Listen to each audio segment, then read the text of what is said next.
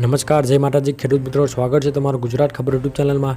રોજ આવા નવા તાજા સમાચાર જાણવા માટે ગુજરાત ખબર યુટ્યુબ ચેનલને સબસ્ક્રાઇબ કરો અને જો તમને આજનો વિડીયો પસંદ આવે તો વિડીયોને લાઇક કરો।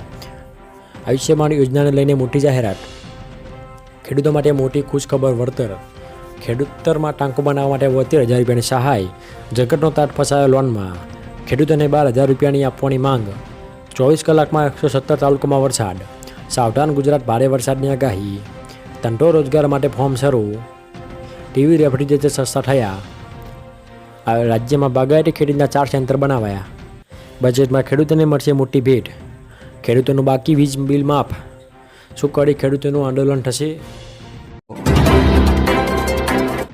આજના સૌથી પહેલા સમાચારની વાત કરીએ તો આયુષ્યમાન યોજનાને લઈને મોટી જાહેરાત। રાષ્ટ્રપતિ દ્રૌપદી મુર્મુએ 18મી સભાને સંબોધિત કરતા દેશના વડીલો માટે સમાચાર આપ્યા છે, જેમાં 70 વર્ષની વય વટાવી ચૂકેલા તમામ વૃદ્ધોની સારવાર મફત કરવામાં આવશે। મેનિફેસ્ટો બહાર પાડતી વખતે પ્રધાનમંત્રી નરેન્દ્ર મોદીએ 70 વર્ષ કે ત્યાંથી વધુ વયના લોકોને ઉલ્લેખ કર્યો હતો કે આ ઉપરાંત રાષ્ટ્રપતિ મુર્મુએ માય ભારતનો પણ ઉલ્લેખ કર્યો હતો। આ અભિયાનમાં 1.5 કરોડથી વધુ યુવાઓએ રજીસ્ટ્રેશન કરેલું છે।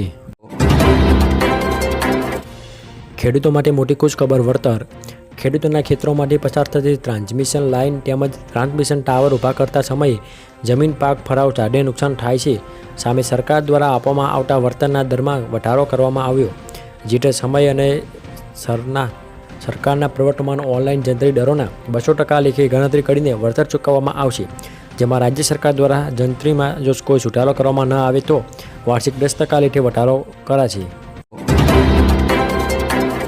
ખેતરમાં ટાંકો બનાવવા 72,000 રૂપિયાની સહાય, ખેડૂતોને પાણીનો સંગ્રહ કરવા માટે મોટો ટાંકો બનાવવા સરકાર તરફથી આપવામાં આવશે 50,000થી 75,000 રૂપિયાની આર્થિક સહાય આપવામાં આવે છે, જેમાં સામાન્ય જાતિના ખેડૂતોને કુલ ખર્ચના 50% અથવા 5,000 રૂપિયાની સહાય, જૈન જાતિના ખેડૂતોને કુલ ખર્ચના 75% અથવા તો 75,000 રૂપિયાની સહાયના રૂપિયા આપવામાં આવશે।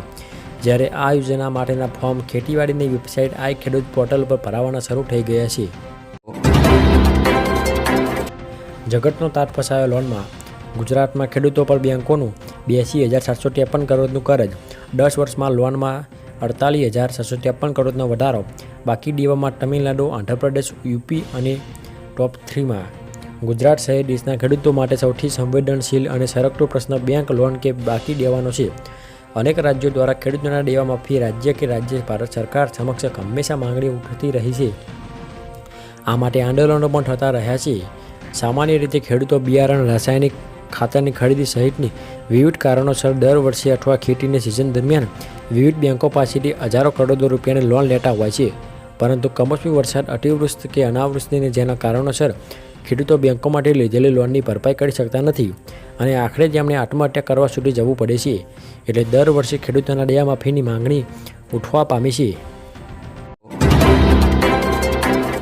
ખેડૂતોને 12,000 રૂપિયાની આપવાની માંગ, આઈએએસ સાથે જોડાયેલા સંગઠનોએ ખેડૂતોને લઈને સરકાર પાસે માંગણીઓ કરી છે। ભારતીય કિસાન સંઘ, ભારતીય મજૂર સંઘ અને સ્વદેશી જાગરણ મંચે નાણામંત્રી નિર્મલા સીતારમણ પાસે માંગ કરી છે કે આવનારા બજેટમાં કિસાન સન્માન નિધિને વાર્ષિક 100,000થી વધારીને 12,000 રૂપિયા કરવામાં આવે। ખેડૂત સંઘના રાષ્ટ્રીય અધ્યક્ષ બદ્રી નારાયણ ચૌધરીએ કહ્યું કે અમે 12 મુખ્ય માંગણીઓ રજૂ કરી છે। 24 કલાકમાં 117 તાલુકામાં વરસાદ, આજે પણ ઘણા વિસ્તારોમાં વરસાદની આગાહી છે, ત્યારે રાજ્યમાં છેલ્લા 24 કલાકમાં 117 તાલુકામાં વરસાદ વરસી ચૂક્યો છે। દરમિયાન સૌથી વધુ વલસાડના ઉમરગામમાં અને સુરતના કામરેજમાં 3 ઇંચથી વધુ વરસાદ પડ્યો। સુરત, બોરસદ અને વાપીમાં 3 ઇંચ, 5 તાલુકામાં 2 ઇંચથી વધુ અને 18 તાલુકામાં 1 ઇંચથી વધુ વરસાદ નોંધાયો। અમુક તાલુકાઓમાં તો મેઘરાજાએ ધોધમાર એન્ટ્રી મારી છે। સાવધાન ગુજરાત ભારે વરસાદની આગાહી, હવામાન નિષ્ણાત પરેશ ગોસ્વામીએ જણાવ્યું છે કે 12મીથી 15મી જુલાઈના દરમિયાન કોઈ મોટા કે સારા વરસાદની શક્યતાઓ નથી। આ પછી 16 તારીખથી વરસાદનો નવો રાઉન્ડ શરૂ થશે।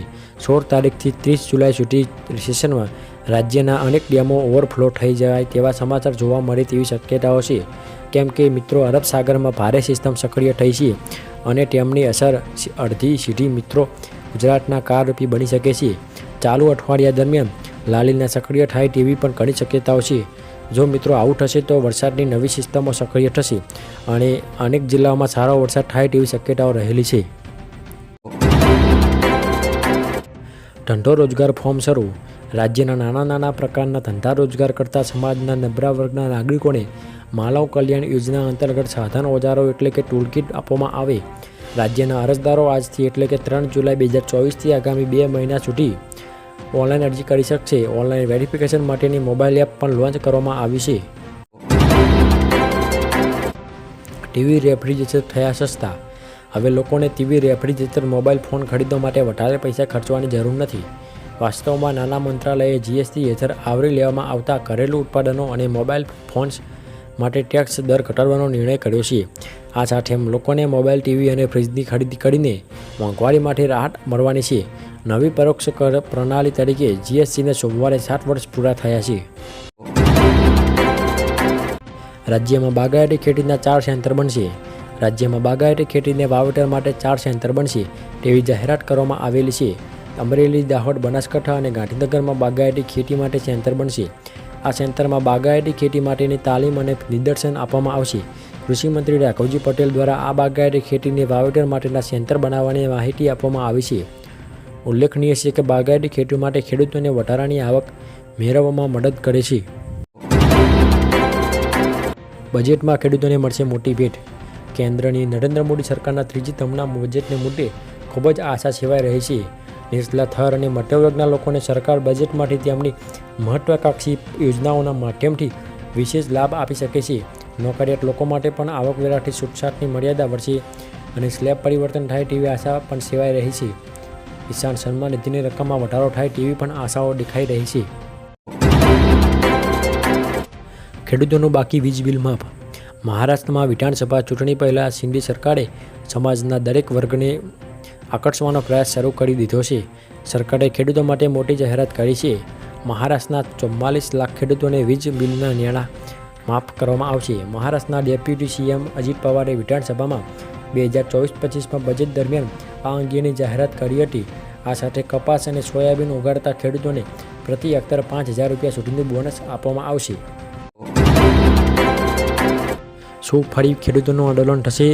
ખેડૂતો આજે પણ પોતાની માંગણીઓ સાથે સરકાર સામે મક્કમતાથી ઊભા છે. વર્ષ 2020માં શરૂ થયેલ અને 1 વર્ષથી વધુ સમય સુધી દિલ્હીના સરહદો પર ચાલતું રહેલું આંદોલન ફરી એકવાર શરૂ થઈ ગયું છે. દેશના ખેડૂતો ફરી એકવાર રસ્તા પર ઉતરવાની તૈયારી કરી રહ્યા છે. એમએસપી સહિતના ખેડૂતોને લાગતા મુદ્દાઓ પર સરકાર વિરુદ્ધ પ્રદર્શન કરવામાં આવશે. સંયુક્ત કિસાન મોરચાની એક બેઠક યોજાઈ છે જેમાં 17 રાજ્યોના 150 પ્રતિનિધિઓએ ભાગ લીધો છે. જેમાં ખેડૂતોને પેન્શન, એમએસપી અને અન્ય મુદ્દાઓ પર ચર્ચા કરવામાં આવી છે.